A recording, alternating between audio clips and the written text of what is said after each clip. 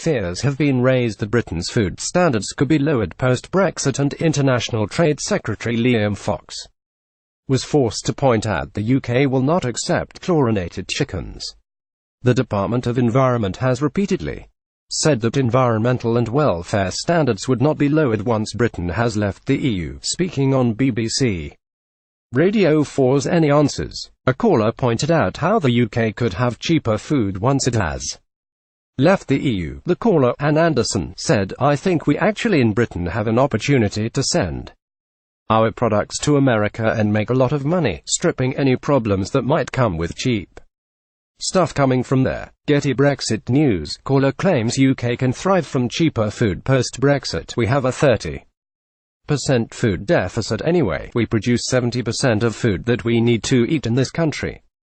So 30% needs to come from somewhere. Right now a lot of the stuff comes from Holland, from France, where I can tell you, it's not as good as British foods. Their animal welfare laws are not as high, so we will still have the high quality I believe, and we still have to feed people. And we are going to feel poorer after Brexit anyway, so some cheaper food might be part of that." The BBC host Anita Anand suggested cheap food from America could develop to a long-term issue in the UK with local economies suffering.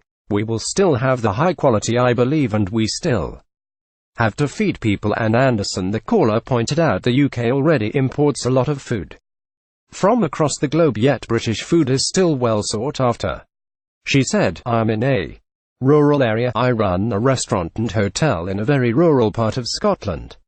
I can look out my window and see the cows outside. I only serve Scottish beef, Scottish fish, Scottish chicken. It is 3 times the cost if I want to buy Argentinian beef.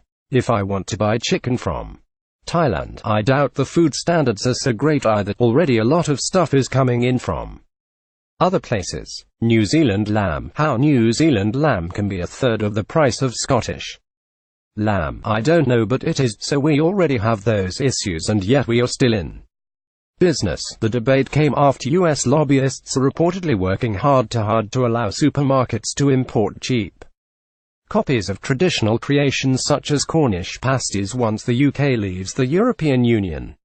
Under EU law, products, including Cumberland sausages, have protected geographical status and cannot be made anywhere else. But it is understood some US lobbyists are battling for the UK to drop them, allowing a Made in America tag.